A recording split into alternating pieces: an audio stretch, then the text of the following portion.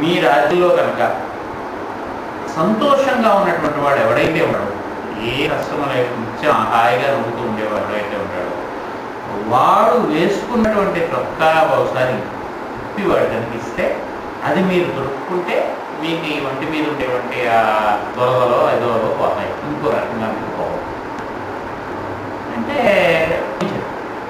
భటులని అందరినీ కూడా ప్రతి ఇంటికి వెళ్ళి తిరగొట్టి మీ ఇంట్లో సంతోషంగా ఉన్నారా ముందు అన్నారు. అయితే మీ చొక్కా కాదు గారు, నాకు ఈ కోరుకుంది ఆ కోరుకుంది, అమ్మాయి పెళ్ళి అవ్వాలి, అబ్బాయి ఉద్యోగం రావాలి, ఇలా ఇలా అందరికీ ఏదో ఏదో ఒక చిన్న అసంతృప్తి.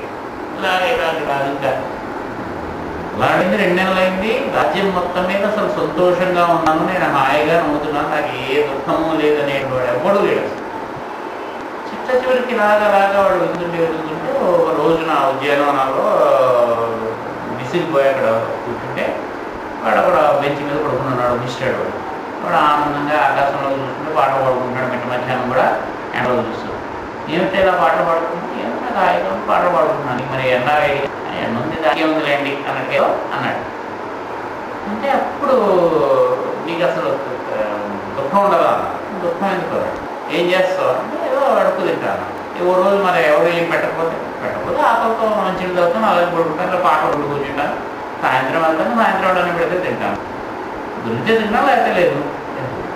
అప్పుడు వాడి చొక్కసారి రేపు వివరా అని చెప్పి తీసుకెళ్ళి గారికి చెప్పలేదు. మరి భయం కదా, అన్నీ వేసారు. ఒక వీడిని వాడిని మీరు మహానుభావులండి, మీరు గురువు గారు ఒకసారి చొక్కా వాడిని వీడవి వాడి చేశారు, ఎవరి చొక్కాకి ఏం పెడతారు ఏదో చెప్తే అలా ఉంటుందో అని చెప్పి అలా చెప్తే చివరికి ఇతని చొక్కా ఇచ్చారు, వేసుకున్నాడు. తీసుకోగానే చాలా హాయిగా ఉంది. అమ్మాయి ఈనాడు నన్ను ఒంటి మీద ఉండేటువంటి ఆ బాగా వేడి ఇవి అన్నీ లేవు, చాలా హాయిగా ఉంది, ఎక్కడికి వెళ్తాను. వాడు కొంచెం ముందు భయపడుతూనే ఇలా ఊరవతలో పిచ్చాడు ఉన్నాడండి వాడు, అలా హాయిగా ఉన్నాడు, వెళ్ళిపోయాడు. అలా వాడి చొక్కా అప్పుడు మళ్ళీ ఆ సాధన వచ్చాడు. ఆయన అంటే ఎందుకని ఈ రాజుకి ఎంతసేపు కూడా ఏదో ఒక కాంక్ష, యుద్ధకాంక్ష, రాజ్య విస్తరణ కాంక్ష, చేయాలి. ఆ లోపల ఉండేటువంటి ఆ పూజలు, ఆ కామం, ఇదంతా శరీరం మీద ఒక దొరలా వచ్చేసింది. అంటే ఇవన్నీ తీర్చుకుంటే వాడికి అర్థం. మీకు సంతోషం అనేటువంటిది రాజ్యాన్ని ఇంత పెద్ద చేసుకోవడం, కోట ఇంత పెద్దగా కట్టుకోవడంలో దీంట్లో అంటూ లేదురా అని చెప్తే వాడికి అర్థం అవుతుంది. అందుకని ఆయన ఇలా చెప్పాడు. ఆయన ఇది వాడు హాయిగా ఉన్నాడు, వాడు ఉన్నటువంటిది ఏదో దాంతో హాయిగా ఉన్నాడు. నువ్వు వస్తే ఏడిచాడు, నువ్వు వస్తే నవ్వాడు. అది వాడి పద్ధతి. నువ్వు అలా లోపల ఏదో పెట్టుకుని అయిపోతున్నావు అని చెప్పి నువ్వు అలాగే కనుక బతకడం నేర్చుకోగలిగితే నీకు అసలు ఏ రోగం ఉండదు. ఏదో చెప్పాడు. అది వాదించి ఆయన ఇచ్చివాడి సంతోషం ఎక్కడి నుంచి అవుతుంది. వాడు హాయిగా నవ్వుకుంటూ అలా తిరిగి వేస్తూ ఉంటాడు. ఎవడైనా పెడితే చేస్తాడు, కొట్టినా సరే హీ అని వెళ్ళిపోతాడు. వాడికి లోపల నుంచి ఆనందము వస్తుంది. అందుకే యోగులు వాళ్ళు కూడా అలా నవ్వుకుంటూనే ఉంటారు. మనం ఆనందాన్ని ఏం చేస్తాం? బాహ్యమైనటువంటి విషయాల్ని మనం ఆధారంగా చేసుకుంటాం కాబట్టి ఆ వస్తువు అక్కడ లేకపోతే ఎవరికి ఇన్నాళ్ళు ఆ ఇంట్లో ఉన్నాం కాబట్టి ఆ ఇల్లు విడిచేడు పడటం మనకి బాధ. ఎందుకంటే అది మనది అని మనం అనుకున్నాం కాబట్టి ఆ ఇంటితో మనకు అనుబంధం ఉంది కాబట్టి మన ఆనందానికి ఇల్లు ఒక ఆధారం అని మనం అనుకున్నాం కాబట్టి ఈ ఇల్లు కాదు మనం వేరే ఇంట్లోకి వెళ్ళాలి అంటే మనకు అటువంటిది ఏమీ లేకుండా ఇది మనం ఏదైనా ఊరెళ్తాం, హోటల్ గదిలో ఉంటాం. అయ్యో వచ్చేసేటప్పుడు అయ్యో ఈ హోటల్ గదిలో 4 రోజులు ఉన్నాం, అయ్యో దీని వదిలి వచ్చేపోతున్నాం అని చెప్పి మనం అనుకోం కదా. అలాగే కూడా అక్కడ 4 రోజులు ఉన్నాం, ఇక్కడ 4 ఏళ్ళు ఉంటాం, 14 ఏళ్ళు ఉన్నాం అని అనుకోగలిగినప్పుడు మన రకమైనటువంటి దుఃఖం ఉండదు. శుభప్రజ్ఞుడు అయినటువంటి వాడు ఉంటాడు. వాడు తనలోంచి తాను తృప్తి పొందుతూ ఉంటాడు. తన వల్ల దానికి సంతోషం. ఎందుకు సంతోషంగా నువ్వు ఉన్నావు అంటే దానికి ఏమీ కారణమే లేదు.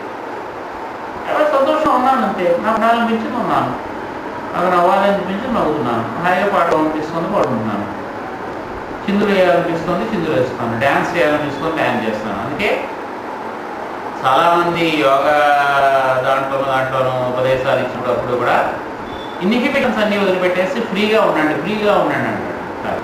ఏడుపు వస్తే ఏడవండి అంటారు. ఒక రోజు ఆ యోగ సాధనలో కూర్చోబెట్టి మీకు ఇవాళ మందులు ఇస్తారు. మొట్టమొదట మీకు మనస్సులో ఇన్నాళ్ళకు చాలా దుఃఖం కలిగించేటువంటి సంఘటన ఏదైతే ఉందో దాన్ని గుర్తు తెచ్చుకోండి.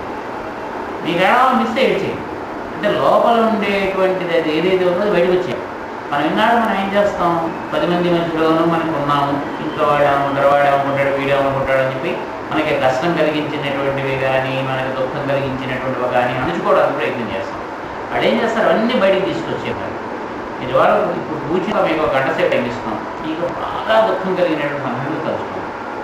అప్పుడు మీరు ఎంత దుఃఖపడ్డారో ఆ దుఃఖం ఏడుపు క్రియేట్ చేయండి, వెక్కి క్రియేట్ చేయండి, ఏడ్చుకుంటారు కొంతమంది అలాగా. ఇప్పుడు చాలా సంతోషం కలిగినటువంటి సమయాన్ని గుర్తు తెచ్చుకోండి. అప్పుడు ఎంత ఆనందం పొందారో అంత ఆనందం పొందండి. ఎప్పుడు మనం పరిశ్వాస అయ్యాం, ఎంత ఆనందం పొందామంటే చాలా ఆనందం పొందాం, అందరికీ స్వీట్లు వచ్చాం. నిజానికి అసలు మనం ఆనందం ఏమి ఎంత పొందామంటే అప్పుడు బట్టలు చింపేసుకుని ఈదులు పరిగెడుతూ గింతులు గిందుతూ ఓ నేను వ్యాస అయ్యాను అని చెప్పి అనిపించే అంత ఆనందం ఉంది. కానీ ఆ పనులు చేయలేం కదా, ఎందుకంటే మనం సంఘంలో పరువు ప్రతిష్ట ఇటువంటివన్నీ మనం ఆపేసుకున్నాం. ఇది చేస్తారు, మీకు ఆనందం మీ ఇష్టం, మీకు ఏం చేయాలంటే చేయండి, కరెక్ట్గా డ్యాన్స్ చేయండి, పాటలు పాడండి, ఇవి అందుకే ఎవరైనా సరే బాబా గారు వాళ్ళు కూడా భజన చేసేటప్పుడు మీరు చక్కగా చేతులు రెండు చేస్తూ భజన చేయండి, అంతేగాని నోటితో కాదు. మీరు ఒళ్ళంతా వస్తే మీకు ఎంత అలాగా ముగిపోవాలంటే అంత ముగిపోండి. అందులోకి మీరు ఐక్యం చెందండి అంటారు. లేచి ఇందులో వేయాలంటే ఇందులో వేయండి, తప్పేం లేదంట. ఎందుకంటే మనసులో ఉండేటువంటి భావన ఏదైతే ఉందో దాన్ని బయటికి తీసుకొచ్చేస్తే అక్కడితో దాని ఎక్స్ప్రెషన్ కంప్లీట్ అయిపోతుంది. ఇంకా దాని యొక్క రెసిడ్యూ, దాని యొక్క శాషం ఏమి మిగలదు మనకి, లేకపోతే అలాగా ఉండిపోతుంది. అందుకని ఏంటంటే ఫ్రీగా ఉండండి. ఏడుపు వస్తే ఏడు చేయండి, నవ్వు వస్తే నవ్వేయండి అని ఒక గంట టైం ఇస్తారు. దుఃఖం కలిగించేటువంటి సంఘటన అయితే దుఃఖం, సంతోషం కలిగించేది సంతోషం, శుభ్రంగా అనుభవించడం అనేటువంటిది. అంటే మనలో ఉండేటువంటి ఇన్హిబిషన్స్ ఏవైతే ఉంటాయో, వెనక్కి మనని నొక్కి పెట్టేవి ఏవైతే ఉంటాయో అవన్నీ తెంచుకుని ఆ సంఖ్యల లాంటివి మనం వ్యక్తం చేసుకోవడం అనేటువంటిది ఏదైతే ఉంటుందో, చిన్నపిల్లవాడికి ఆనందం కలిగితే నవ్వుతాడు, దుఃఖం వస్తే ఏడుస్తాడు. వాడికి వీళ్ళు చూస్తున్నారు వాళ్ళు చూస్తున్నారు అనేటువంటి లేదు. టీవీలో పాటలు ఉంటుంది, వీడు ఇక్కడ స్టెప్ వేస్తూ ఉంటాడు, అందరూ చూసి నవ్వుతుంటారు. అయినా వాడిని పట్టించుకోడు. వాడికి ఆ టీవీలో పాట వచ్చేసేపు వీడికి ఆనందం, వాడు చేస్తారు. అంతా అయిపోతే అమ్మవాళ్ళు వెళ్ళిపోయి అని మళ్ళీ ఆ పాట పడితే మళ్ళీ వచ్చి రాస్తాడు. అంటే ఆ పాట వాళ్ళు కలిగేటువంటి ప్రేరణకి అలా అంటే ఈ రకమైన అంటే ఒక రకంగా మనం నెగిటివ్గా చూస్తే ఇప్పుడు ఈ కాలంలో మనకి పబ్బు కల్చర్ అని చెప్పి ఇవి క్లబ్కి వెళ్ళి డ్యాన్స్లు ఇవి ఎందుకు యువత కొంత అట్రాక్ట్ అవుతుందంటే అక్కడ ఈ రకమైనటువంటి సెల్ఫ్ ఎక్స్ప్రెషన్ ఏదో ఒక రకమైనటువంటి అవకాశం దొరుకుతుంది.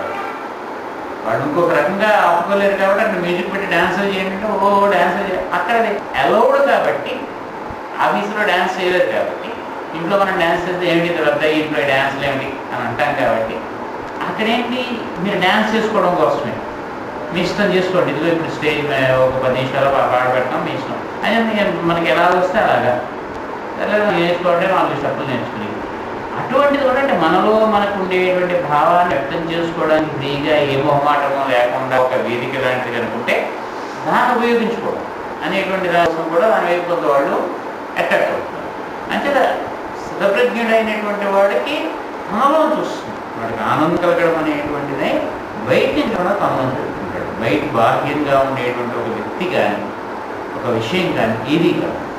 ఈ కాలంలో మనకంటే ఆ అమ్మాయి మనకు నచ్చింది కాబట్టి ఆ అమ్మాయి మనకు ఆనందం, ఆ అమ్మాయి మనకి కాదుంది కాబట్టి అమ్మాయి మొహం మీద యాభై బ్లేడ్ చుట్టూ వస్తాయి.